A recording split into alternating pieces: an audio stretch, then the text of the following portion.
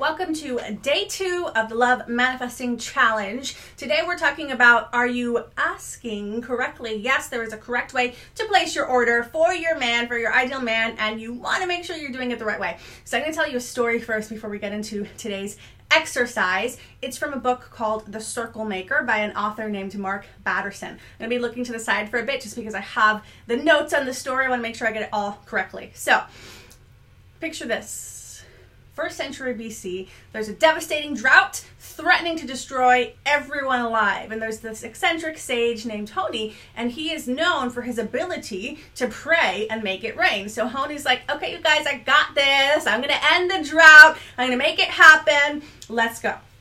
So what he does is he takes a 6-foot staff and he begins to turn around and around in circles. Then he stands inside the big circle that he's drawn. He drops to his knees. He raises his hands to heaven and he calls down rain. He says, Lord of the universe, I swear before your great name that I will not move from this circle until you have shown mercy upon your children. And then all who were watching, they felt a shudder. They could feel the authority in his tone. They could feel that there was no hint of doubt. The words flowed from the depth of his soul. He was expectant, yet unassuming. And then it happened.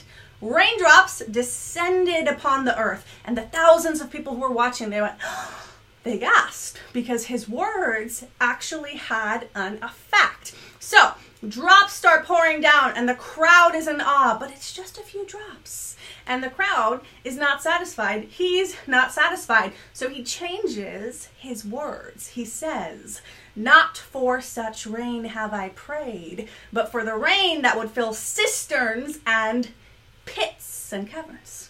So immediately the rain increases to thunderous rain. It's raining droplets that are the size of eggs. And then the people begin to flee, okay? So there were little droplets. He changed his words. There were huge, thunderous droplets, a little bit too much.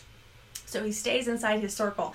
And one more time, he refines his request. He says, not for such rain have I prayed, but for the rain of your favor and your graciousness. Then it begins to rain calmly and peacefully.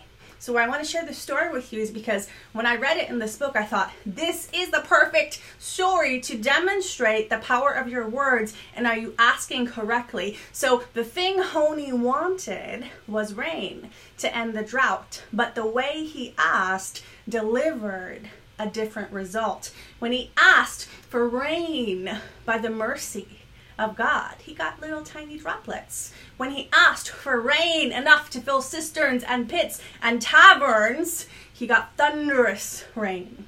And then he asked for rain by the graciousness of your favor, and he got the right rain. So are you asking in the right way for your man? If you did exercise day 1, you've written your list of all the things you want in a man. You've seen making a list is not enough. You've got to feel worthy of those things. You've got to be a match for those things. But are you using the right words? So I teach an exercise to all of my Get and Keep Your Man clients. One of the many exercises I teach where I show them how to find the right words. I have a focus phrase. We have a focus word. We get them to focus on the right words that unlock, that click within you, that then creates the result you want. So I'm not going to teach all of those exercises here, but what I am going to invite you to do during this challenge is start focusing on the right words. So do you want a kind man? Or do you want an open-hearted man, right? Do you want a passionate man? Or do you want a sex-obsessed man? I mean, you probably don't want that, but maybe some people do, right? So there's a difference in words. What I love about words is that they are containers for energy, right? Kind is a different word than nice. Irritated is a different word than enraged. So can you feel the difference in the qualities? If I was asking for an irritated man, I don't know why I would, but let's just roll with this. If I was asking for an irritated man, I might get a different man than if I was asking for an enraged man. So what words are you using to ask for your man, and are they specific enough to bring the energy of the man that you actually want to move forward? So where a lot of people get messed up with manifesting is I think it's about focusing on the qualities. I want a guy who's 6 feet tall and makes more than 6 figures a year, and he's this and he's that and he's blah, blah, blah.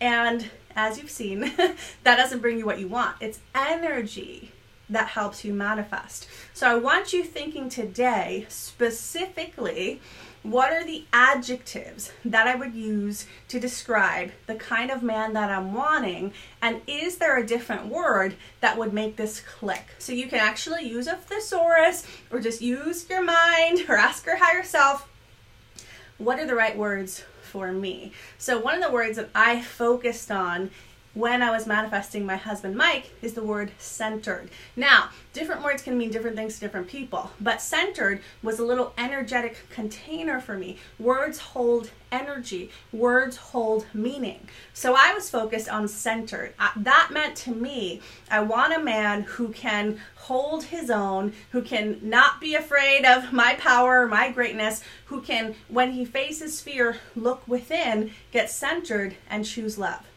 And so for me, that word centered, it meant something. When I said it, I got a click in my body. I got a yes in my body. I felt alive. Now, I could have used a different word. I could have said, I want a peaceful man. It's somewhat similar, but are you getting the point? It's not exactly the same thing. Just like what Honi was praying for rain, but he had to refine his request until on the third time, the right words unlocked what he was actually wanting. Your words matter. They're energetic containers. They hold energy. They hold meaning. The meaning that you give them, of course, but when you just say, I want a guy who's kind and loving and passionate and sexy. I mean, those words sound good and they might be the right words for you, but they might not be the right words. So your task today is to get your thesaurus or your higher self or whatever you need to start figuring out what words actually unlock a yes in me. If I say I want a kind-hearted man, does that make me go, yes? Or is there a different word? So get your list of words, do the work, and refine and refine and refine your request until you get what you're wanting. Now, I want to share a story with you as well.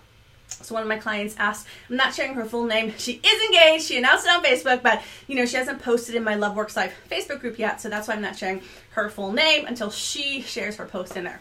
But she had a word that I really love that works for her.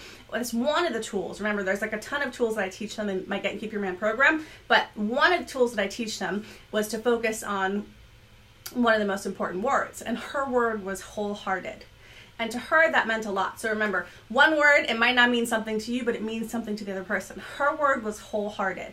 And she used that in addition to all of her other manifesting tools that I taught her in Get and Keep Your Man to focus on bringing in that kind of man. And so she got engaged. I congratulated her. And literally the first thing she said to me was, oh my God, Nicole, remember when I was focusing on a wholehearted man? And he is entirely that. So your words matter.